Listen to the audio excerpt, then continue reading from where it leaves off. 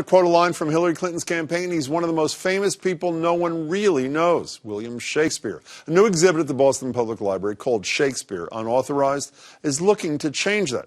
Joining me now is WGBH's arts editor, Jared Bowen. There he is from our brand new WGBH studio at the Boston Public Library. Hey there, Jared. Hi, Jim. Well, our new studio opened a little over a month ago as part of a major renovation at the library. The space includes TV cameras, studio lighting, a news desk, radio production equipment, floor-to-ceiling windows, and even a coffee shop aptly named the Newsfeed Cafe. Ha, ha, ha. We've been doing some podcasts here, of course, as you know, Boston Public Radio broadcasts from the library most Fridays.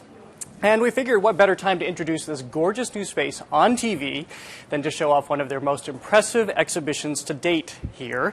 And that is Shakespeare Unauthorized, which goes behind the curtain, posing some pretty explosive questions about the playwright we think we know.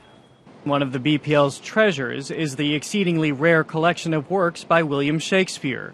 Many of them are now on view in Shakespeare Unauthorized, a show that will rattle your assumptions about the bard. It may be 400 years old work, but it's not settled as to who wrote what when. I think the value in having difficult, unanswerable questions or unanswered questions is that people are constantly delving into it, and they're constantly learning new things. Jay Moschella is the library's curator of rare books. Some of them date back to when Shakespeare was alive. The first time Shakespeare is referred to in a book, it is an insult. A more established playwright named Robert Greene suggests perhaps that Shakespeare is stealing other people's material. That may have been true and typical. This was common practice at that time.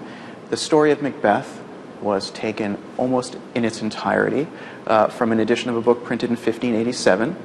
And Shakespeare took a story rendered in prose, a historical chronicle, and made it poetic, made it a lot more dramatic, filled it with suspense. As the library's collection reveals, even Shakespeare's most famous line, spoken through Hamlet, is also up for debate. Perhaps the most iconic line in the English language. To be or not to be, that is the question.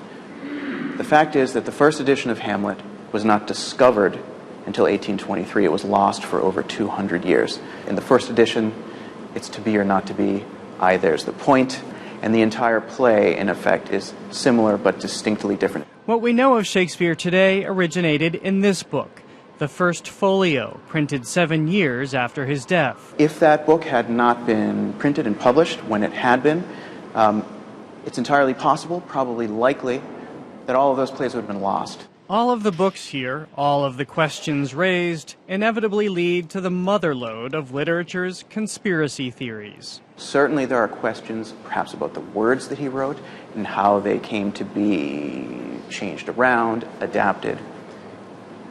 But the overwhelming consensus of scholars are very confident in the fact that he was who he seems to be. Shakespeare Unauthorized is at the Boston Public Library through the end of March. It's free and open to the public every day, and there are guided tours periodically here as well. Wait a second. To be or not to be, there's the point? That is what it was supposed to be in Hamlet? Yeah, absolutely. Lots of explosive revelations here, Jim. I wasn't just kidding at the outset. So is this, this may be obvious, but this is a pretty rare exhibit, this thing at the BPL, no? Actually, this is extremely rare. First of all, this hasn't been done in 100 years, and they could do it 100 years ago because this was all formed by a rare book collector in the 1800s who was just besotted with Shakespeare. He assembled this collection. In some cases, like A Midsummer Night's Dream, there are only about 6 in the world. The BPL says it has the best copy. And so you have to know that these are the books that really shaped Shakespeare today. And I'm not just talking about the text in these books, but the actual books. Some of them were printed in Shakespeare's time and were carried around in the 1600s in people's pockets, and they survive here still today. I can't wait to see the exhibit. Jared, thanks so much. Thanks, Jim. Live from the BPL.